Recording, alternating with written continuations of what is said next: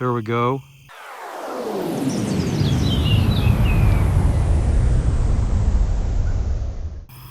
Well, good evening and welcome to the Oak Point Nature Preserve in Plano, Texas, where the full moon is rising, and tonight's exercise is a night hike with the brand new NITECORE EX7. I do want to thank NITECORE for sending me a pre-release version of the light and making these reviews possible. I am bypassing the usual part 1 field test, which is normally done at Arbor Hills, and I go through a long introduction followed by a series of standard beam shots. I have already put out a couple of YouTube shorts that show the most interesting beam shots, which are the SEARCH and SHIELD outputs. So tonight I'm going directly to something more practical, which is night hiking. Full moon is going to be very interesting because there should be a lot of wildlife out, and it'll be a good test for the light as a whole. And I am trying to clear out a pretty substantial backlog. I've had some bad luck with weather. I've had bad luck with a several-month recuperation from a pretty severe problem with my left leg. And as we get into the fall and winter months, I want to leave adequate time to do at least 1 and hopefully 2 battery endurance and burn down tests. So with that in mind, I'm going to let it get a little bit darker and we will begin our night hiking adventure. This is low flood, a little bit of a hot spot there. Not bad for just right in front of me. I think I would probably prefer to go up 1 level.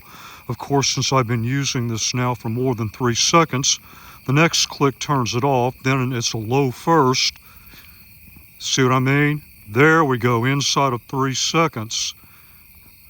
That next click takes me up to medium. Now this, I think for a tight path like this is, this is just perfect. This is the high flood output looking back across the pond. The light from the full moon is off camera, but just to my right and looking out a good 50 yards plus, even more as I pan out to the left. Of course, I can't go direct to turbo because the next click takes me off, low, mid, high. There's the turbo flood.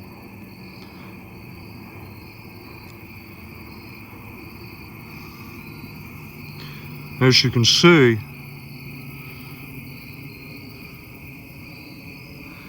the outputs in this light have very generous field of view. And of course the bugs like it. Okay, I've switched to spot mode. I've just come across the bridge, and let's say I just want to get a quick idea of what is ahead of me. I can barely tell that there's a fork up here with the moonlight, so I'm going to double click from off, and then we go directly to the search output.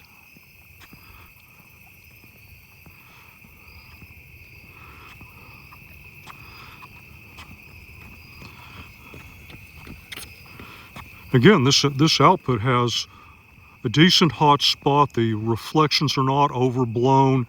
Good spill. Yeah, I think I'm going to go off to the right here. So I've moved into a more wide open area, and I've moved up to high spot. I think this is a good mode for just general observation out to 75 plus yards. Now I can go from here to search at the double click.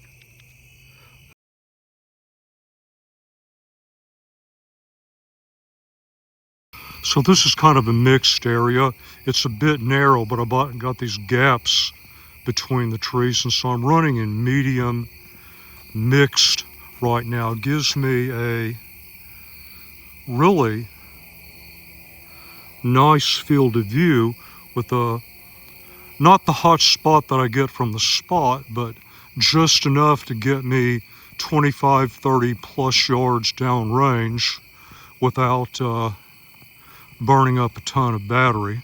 So this might be the money maker for more or less general path following right here.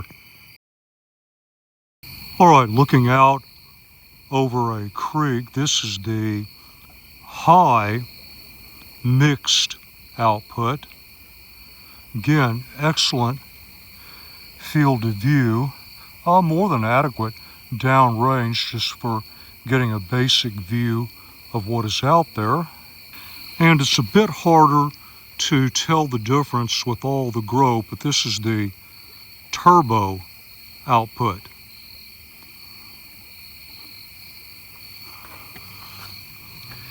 I'm going to come back over here to the other side.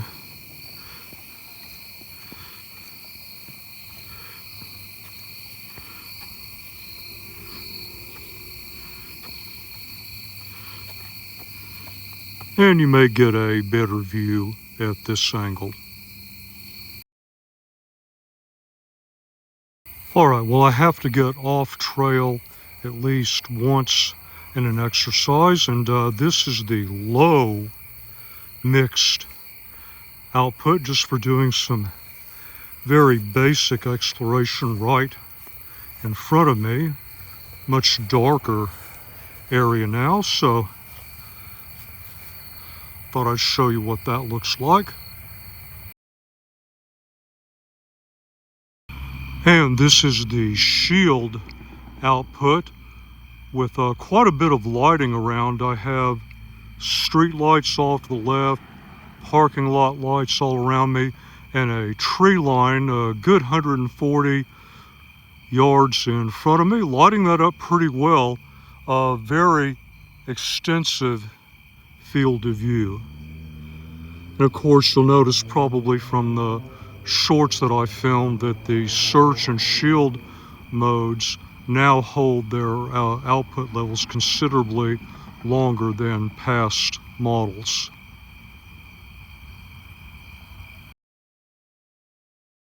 Well, I'm back in medium spot. This has always been kind of a favorite area because I can usually catch some eye shine, see some wildlife. I'm kind of interested in how well this cuts through into very tiny gaps into tree lines versus the reflections that I get.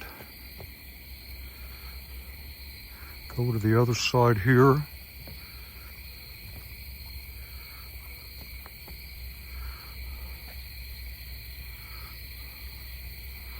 Yeah, high would be totally overkill, but medium seems to be really getting the job done. Look around at the sitting area here.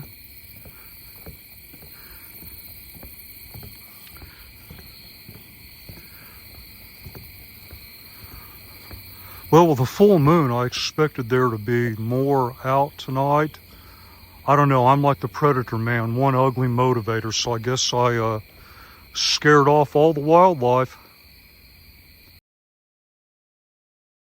And I'm going to wrap this up for tonight, looking out over another creek area in turbo mix. Again, generous field of view.